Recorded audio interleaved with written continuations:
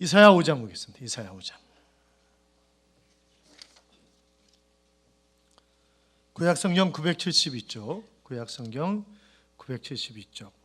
이사야 5장 1절부터 7절까지입니다. 이사야 5장 1절부터 7절까지 교도하겠습니다. 제가 1절 있습니다. 나는 내가 사랑하는 자를 위하여 노래하되 내가 사랑하는 자의 포도원을 노래하리라. 내가 사랑하는 자에게 포도원이 있으며 심히 기름진 사내로다.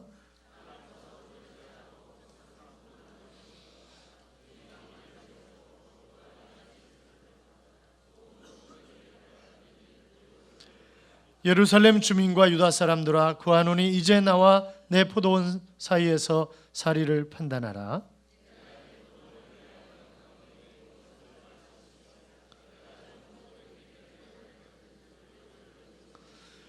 이제 내가 내 포도원에 어떻게 행할지를 너희에게 이르리라. 내가 그 울타리를 걷어 먹힘을 당하게 하며 그 담을 얼어 짓밟히게 할 것이요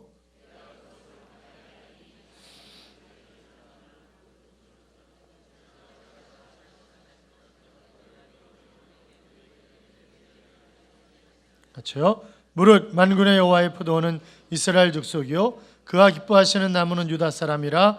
그들에게 정의를 바라셨더니 도리어 포악이요 그들에게 공의를 바라셨더니 도리어 부르짖음이로다. 아멘. 같이 인사하시죠. 주의 이름으로 잘 될 것입니다. 더 잘 될 것입니다.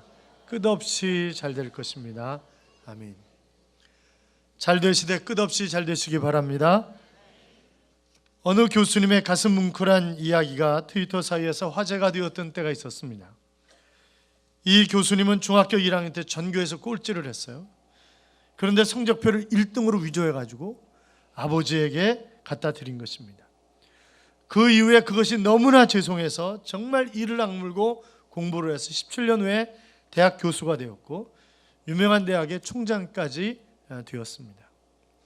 그분이 자기에 대한 이야기를 이렇게 쓰셨어요. 나의 고향은 경남 산청이다. 지금도 비교적 가난한 곳. 그러나 아버지는 가정 형편이 안 되고 머리도 안 되는 나를 대구로 유학을 보내셨다. 대구 중학교를 다녔는데 공부가 하기 정말 싫었다. 1학년 8반 석자는 68명 중에 68등, 아니 전교 꼴찌였다. 부끄러운 성적표를 가지고 고향에 가는 어린 마음에도 그 성적표를 내밀 자신이 없었다. 당신이 교육받지 못한 한을 자식을 통해서 풀고자 했는데 꼴찌라니. 끼니를 제대로 잊지 못하는 소장농을 하면서도 아들을 중학교에 보낼 생각을 한 아버지를 떠올리면 그냥 있을 수가 없었다.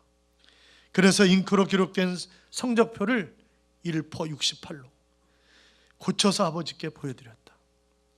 아버지는 보통 학교도 다니지 않았기 때문에 내가 1등으로 고친 성적표를 알아차리지 못할 것이라고 생각한 것이다.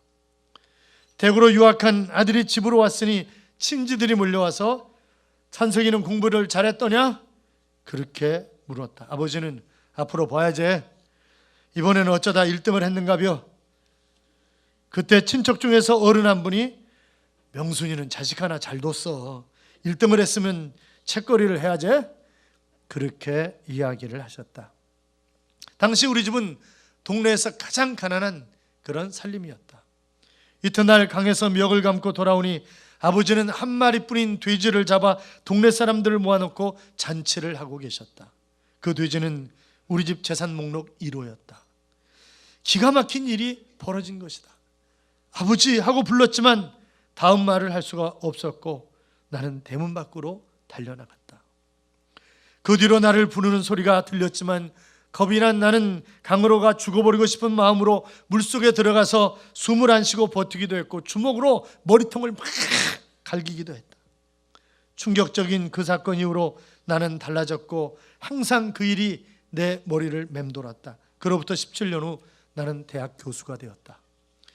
그리고 나의 아들이 중학교에 입학했을 때, 그러니까 내 나이 45세가 되던 어느 날 부모님 앞에서 33년 전에 일을 사과하기 위해서 어머니 저 중학교 1학년 때 1등은요 하고 말을 시작하려고 하는데 옆에서 담배를 피우시던 아버지께서 알고 있었다. 그만해라.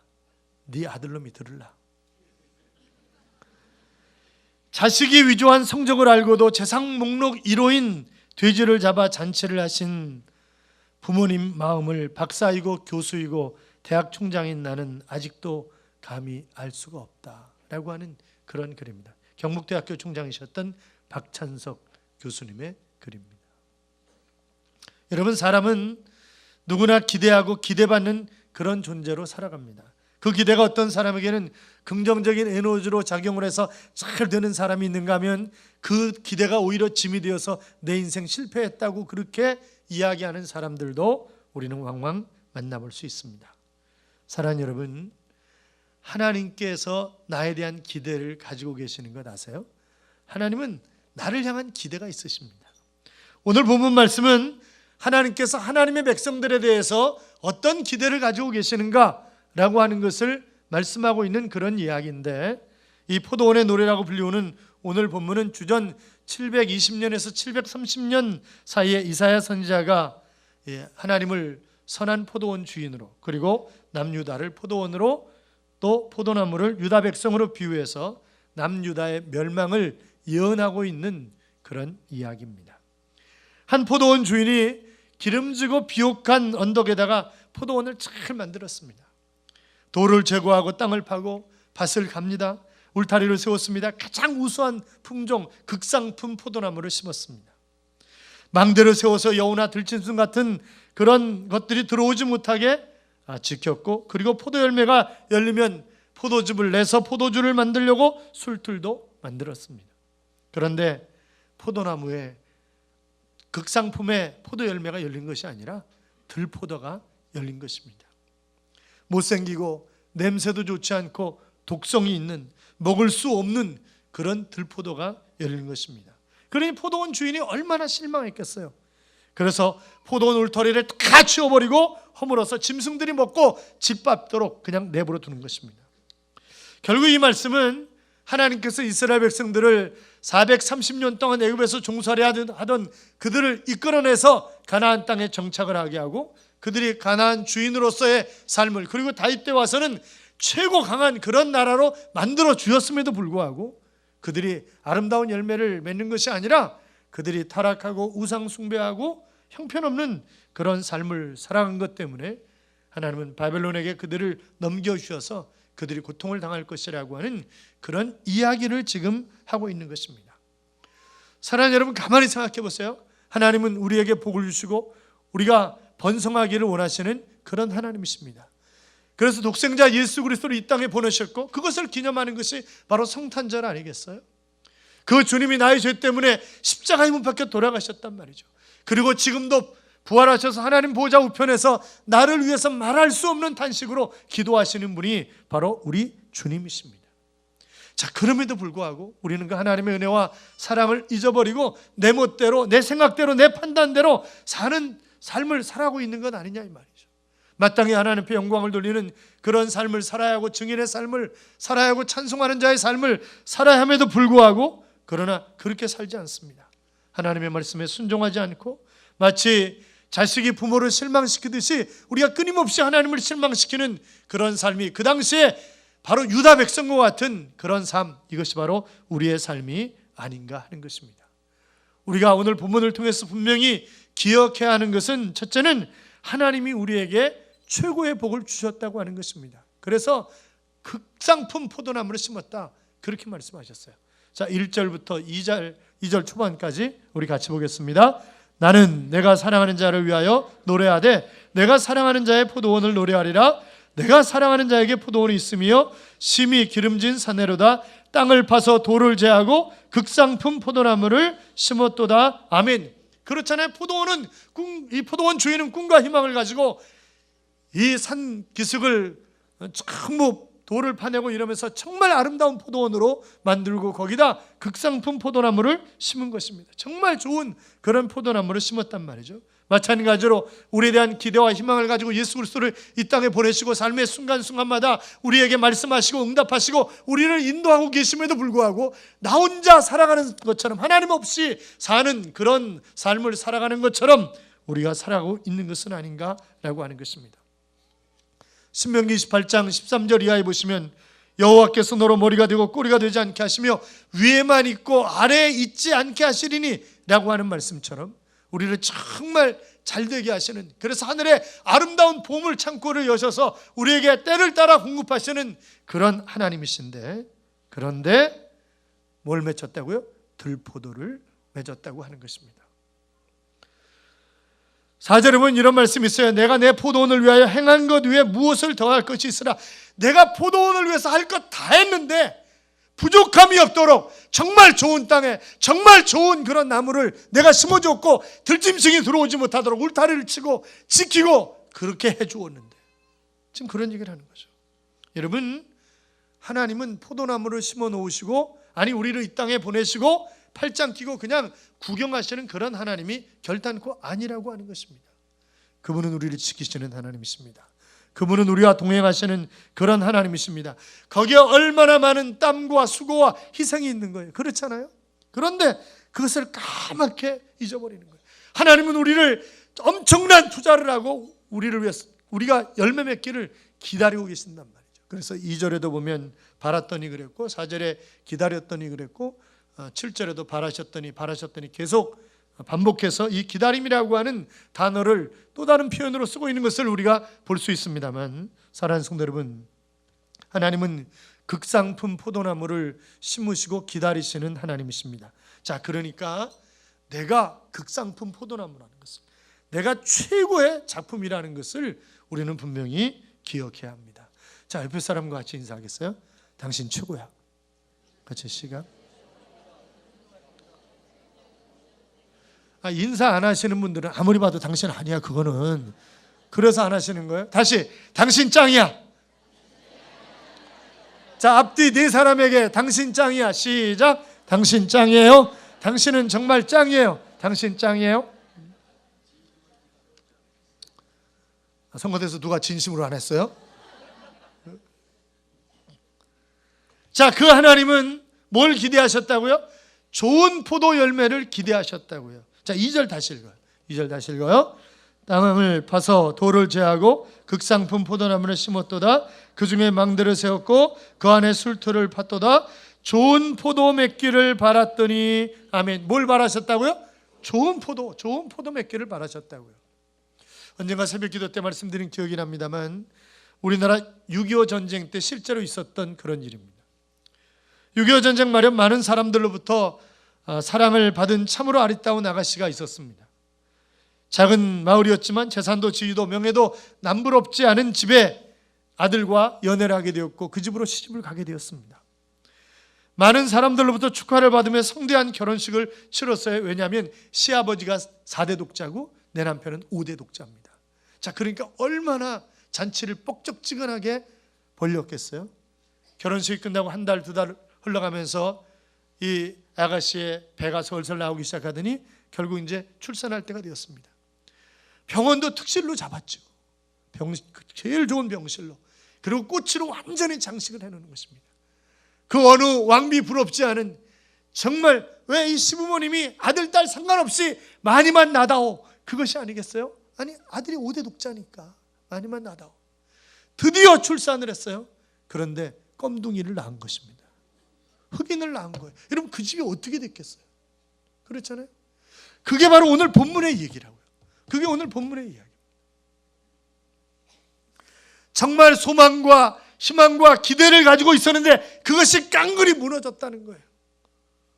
사랑하는 여러분, 하나님은 7절에 보면 공평과 의로움의 좋은 열매를, 아니 하나님은 우리에게도 여러 가지 열매를 기대하고 계시는 것입니다. 전도의 열매, 의의 열매, 성령의 열매, 빛의 열매, 선의 열매, 헌신의 열매, 이런저런 열매를 맺기를 원하시는데, 그런데 과연 우리가 하나님 앞에 열매를 드려서 하나님을 기쁘시게 하고 있는가라고 하는 것입니다. 여러분, 2015년을 어떻게 살아오셨습니까? 잠언 12장 12절에 보시면 악인은 불의의 이를 탐하나 의인은 그 뿌리로 말미암아 결실하느니라 그랬습니다. 우리가 의롭게 살든 악하게 살든 반드시 열매를 맺게 되어 있습니다. 내가 주님 앞에 내놓을 열매가 무엇입니까?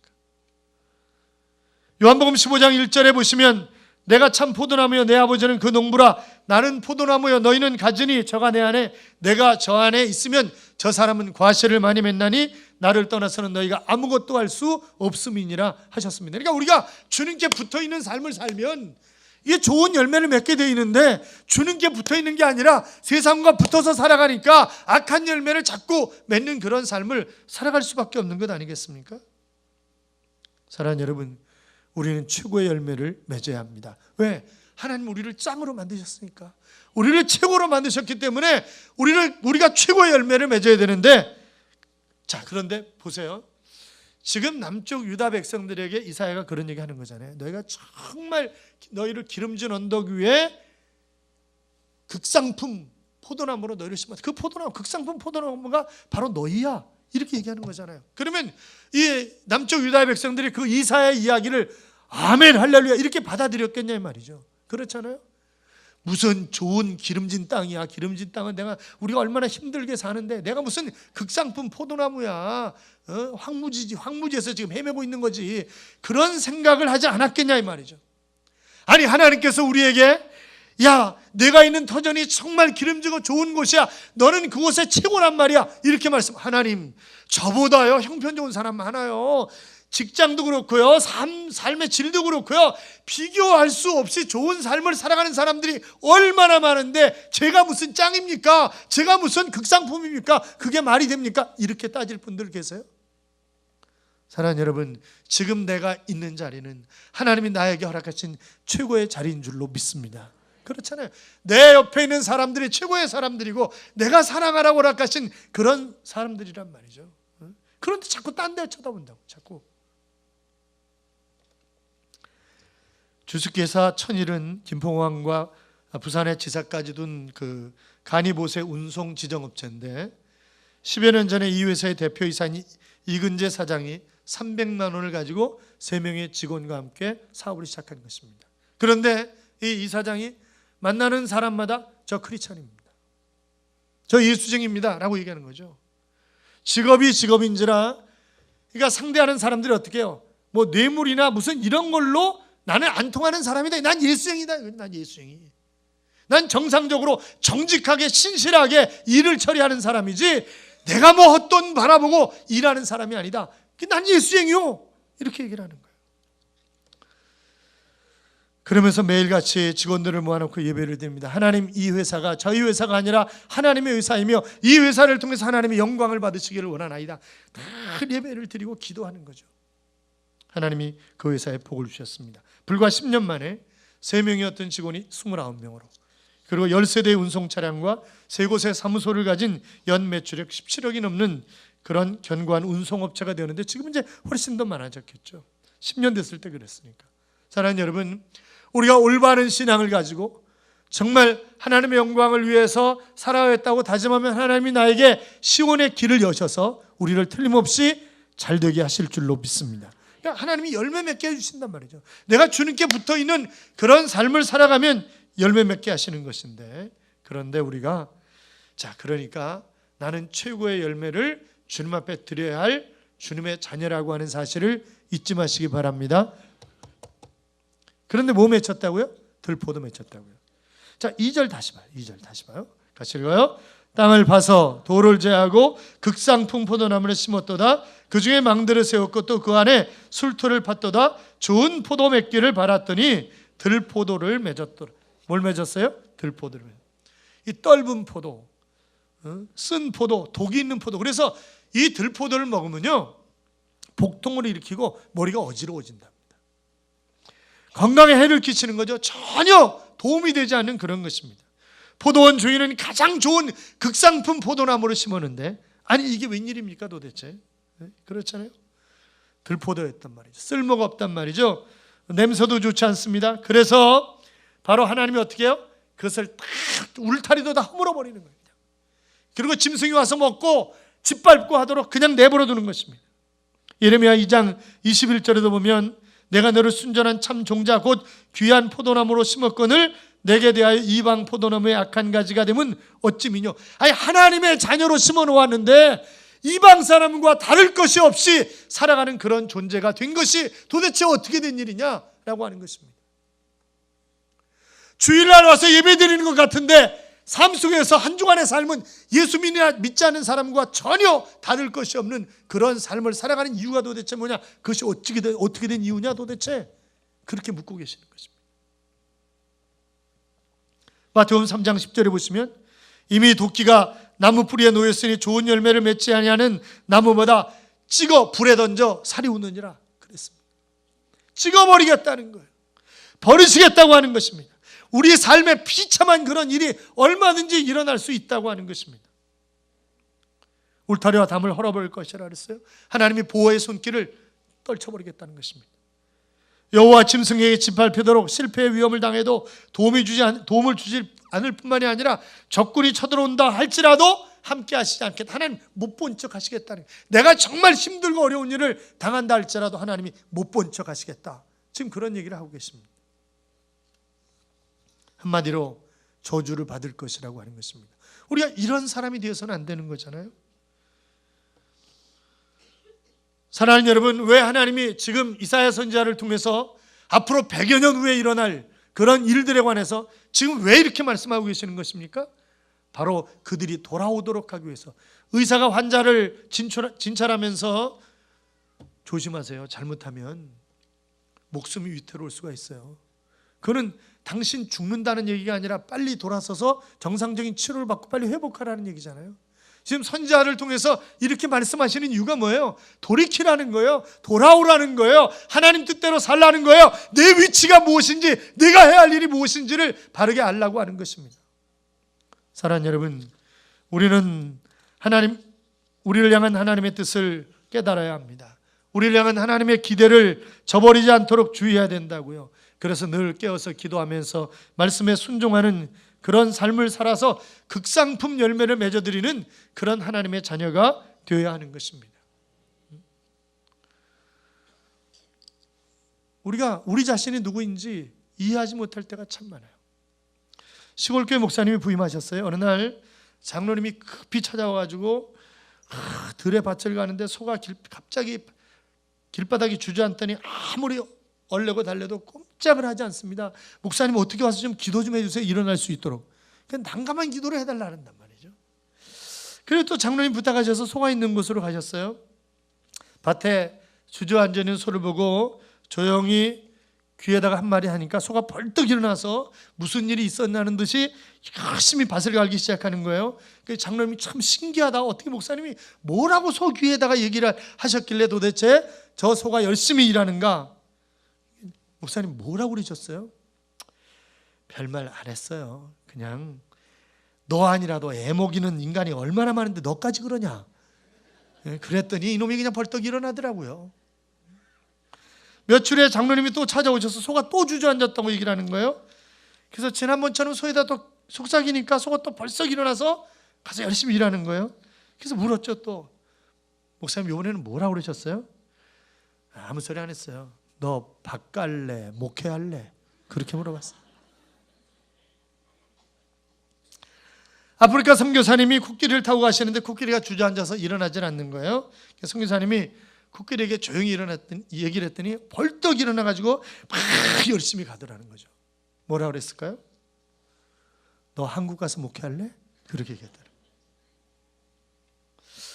사랑하는 여러분, 우리는 우리의 삶에서 들보도 같은 그런 요소를 다 제거하고 하나님 앞에 올바른 열매, 아름다운 열매, 정말 귀한 그런 열매를 맺는 삶을 살아야 할 것입니다. 좋은 열매를 맺어야 하나님께 영광을 돌릴 수 있습니다. 내가 좋은 열매를 맺어야 증인의 삶을 살아갈 수 있고요. 내가 좋은 열매를 맺어야 내 안에서 깊은 곳에서 찬송이 흘러넘칠 수가 있는 것입니다. 좋은 열매를 맺으면 만사형통하고 하나님의 나라를 확장할 수 있고 주님의 제자가 될 수 있고 기쁨이 충만한 그런 삶을 살아갈 수가 있습니다. 사랑하는 여러분, 우리가 믿는 척할 것이 아니라 내가 어떤 사람인가라고 하는 것을 분명히 알고 하나님의 기대에 부응함으로 멋지게 쓰임받는 그런 하나님의 자녀들이 되시기를 주님의 이름으로 축원합니다. 같이 한번 따라요. 나는 극상품이다. 나는 최상의 열매를 드려야 한다. 하나님의 기대를 저버리지 말자. 하나님의 기대를 저버리지 말자. 그렇게 살아가시기를 축원합니다. 기도하겠습니다. 우리가 잡심해서 난 내가 극상품이라는, 그래서 나는 최상의 열매를 주님 앞에 드리는 하나님의 기대를 결단코 저버리지 않는 그런 삶을 살아가는 하나님의 자녀가 될 수 있도록 같이 기도할까요? 살아계신 하나님 아버지 감사합니다. 하나님 뜻대로 인도하시고